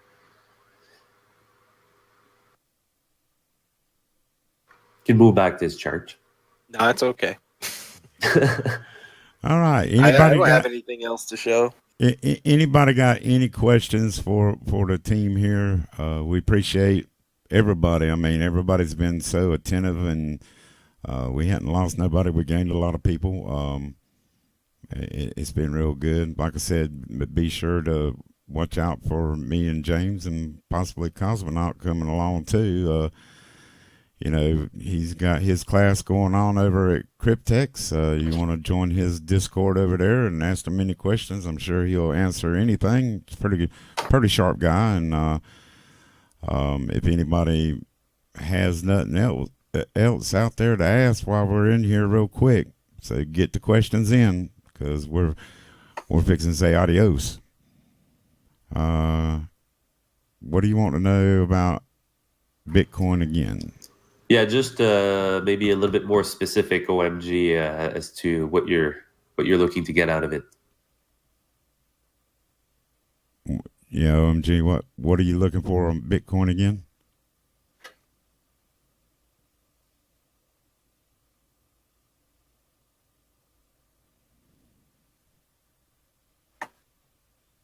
Okay. He's pulling up a Tron chart, which has been pretty interesting.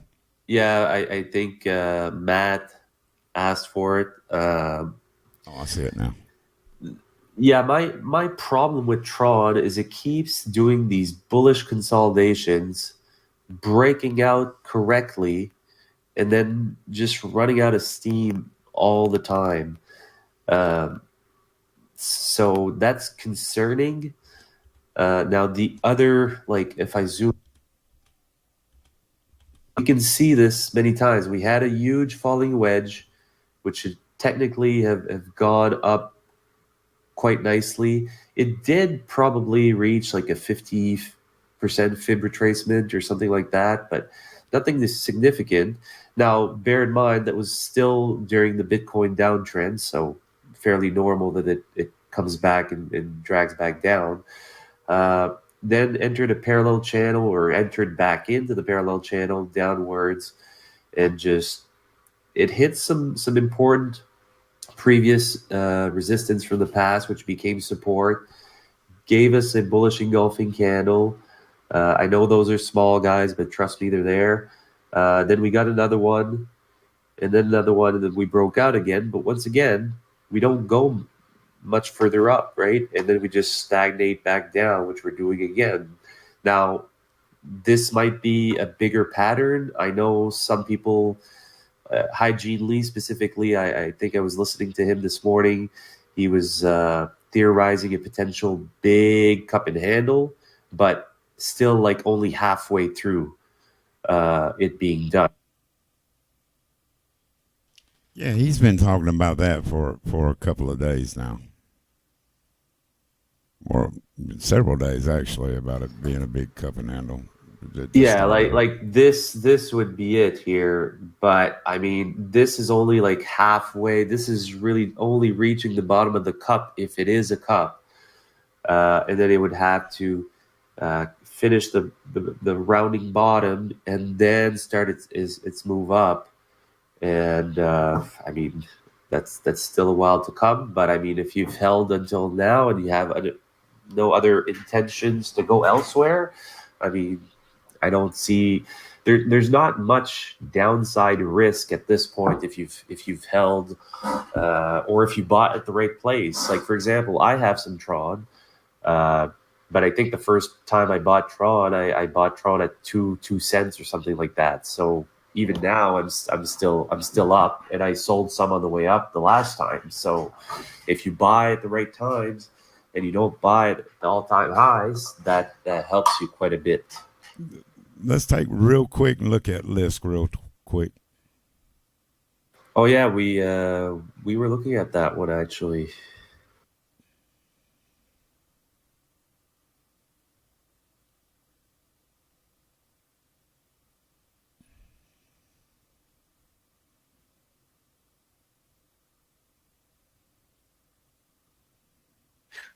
He said, "Oh God, no, I was joking about Tron."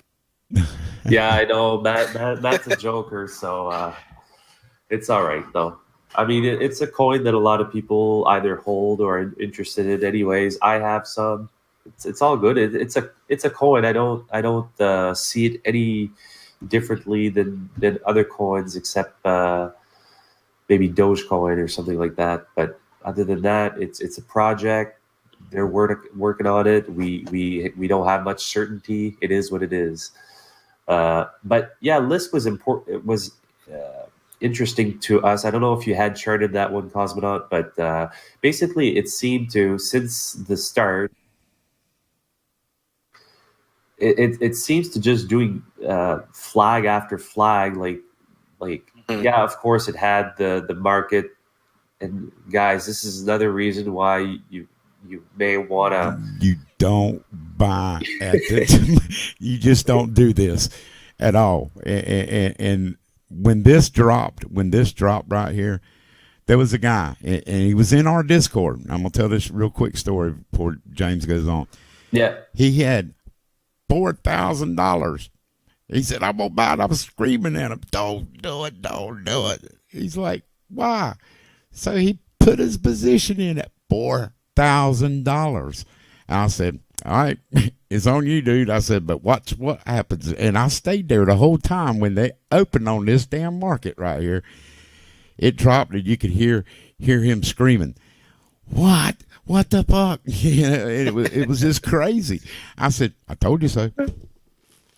Guys, first of all, ICOs are not what they used to be.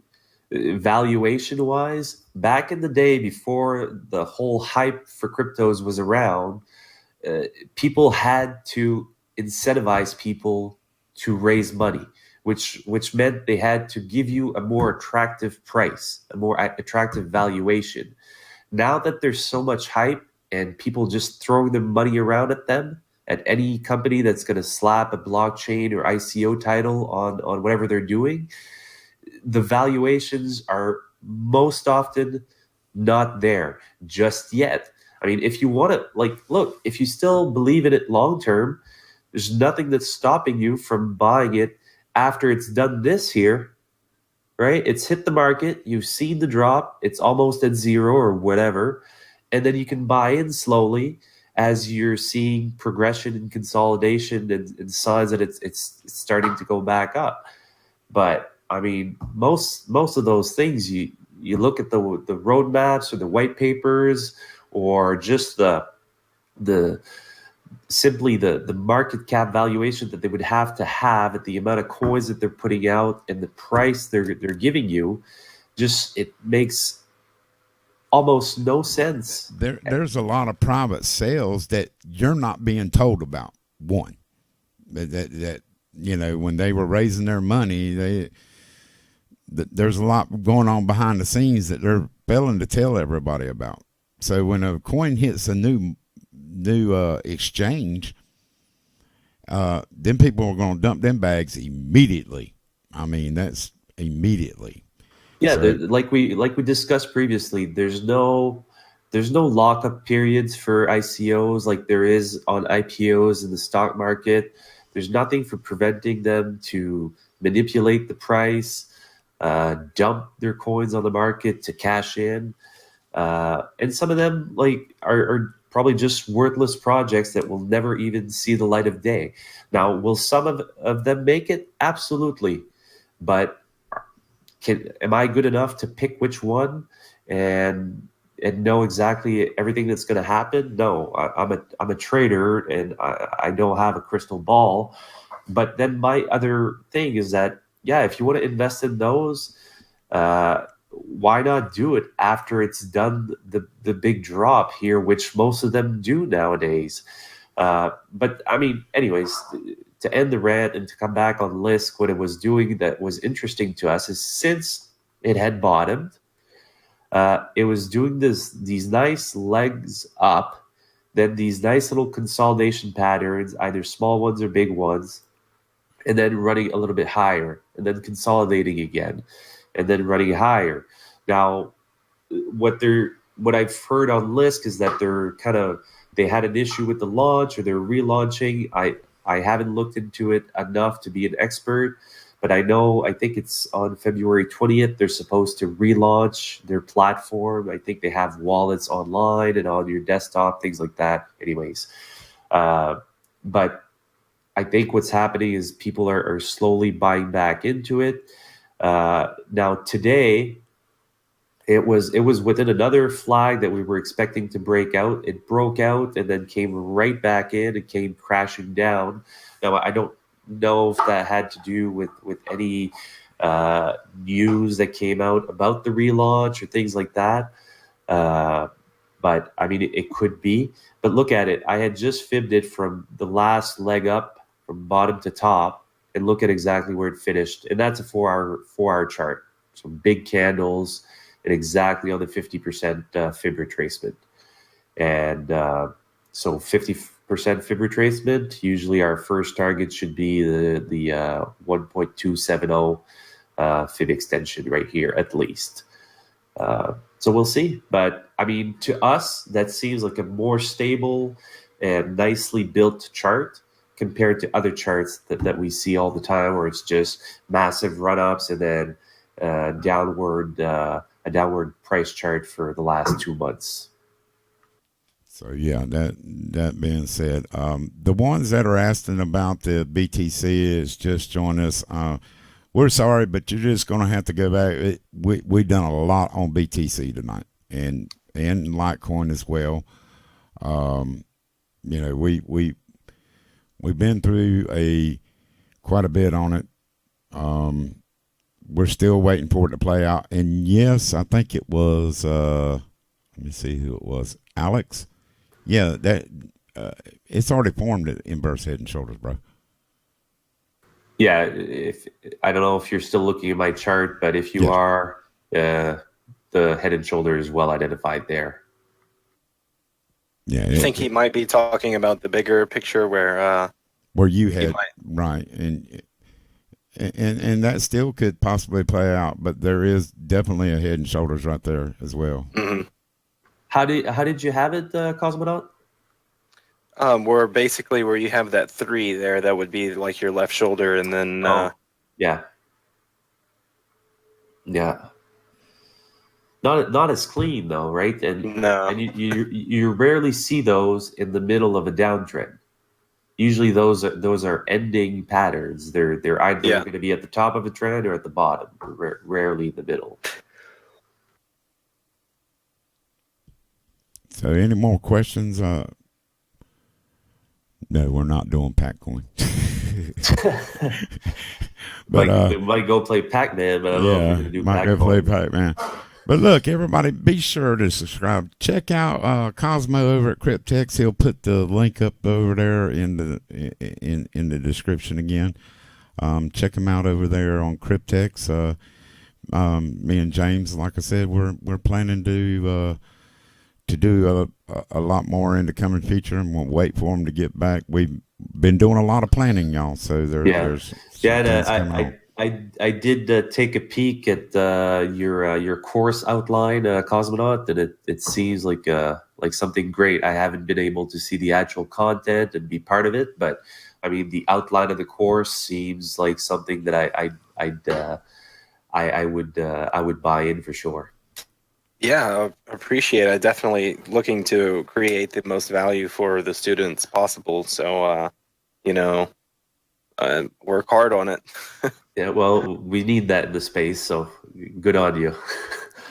Thanks for that, Jerry Dominguez. And they're hollering for the link over there in the live chat there, Cosmonaut, if you want to throw that on up there. Sure. And be sure to like, subscribe, and share. And we've had our regular haters there, James, who come over from Snipers too. We appreciate them showing up tonight. Oh yeah, who's that? Well, they're not making themselves known, but I've seen a couple. Oh, okay. They didn't bother me too much. No, They I just instantly disliked the video as soon as we started. They dislike our videos. But we get this every time. But our likes always outweighs the dislikes. And Oh, I couldn't care less. They can go lose their money over there. so all y'all over there getting around Naeem, tell him we said hi, because I understand he ain't been around at all lately. So I'm just gonna leave it at that. But anyways, look out for me and James, and we're gonna we got some things coming out, and maybe Cosmonaut might do it. So somebody says Snipers Tube is MIA with videos. Who cares about them? Absolutely.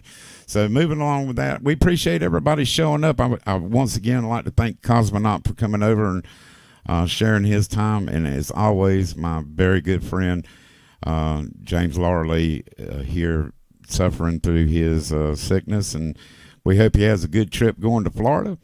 But until next time, we're going to be live a lot more, and I promise this time, guys, with the markets is coming active again, we're going to start doing this on a daily. Yep, yeah. You're not getting your trade alerts in 2 days, and no TA in 2 days. Yeah, come on over and see us. We'll be your next home. But anyways, once again, guys, y'all want to say goodnight? Good night, guys. Looking forward to see you in Cryptex, and have a good one. Yeah, it was nice collaborating with you two. Well, once again with Rev, and for the first time with Cosmonaut. Looking forward to many more, and thanks for you guys listening to me with my congested voice. And I hope I can get rid of it soon and get back with you guys on a more frequent basis soon enough. Cheers, guys. And like I said, be watching out for everything that we got posted, and we'll make sure that we do some more of these when we're starting to move forward. But anyways, thanks everybody for showing up tonight. It's been a great couple of hours here, 2.5 hours. But when me and James get together, we shoot for the moon anyway. But anyways, y'all trade respectably. Be careful out there, and we'll see you next time. And at the end of our videos, we don't say no snipers out bullshit. It's peace, everybody.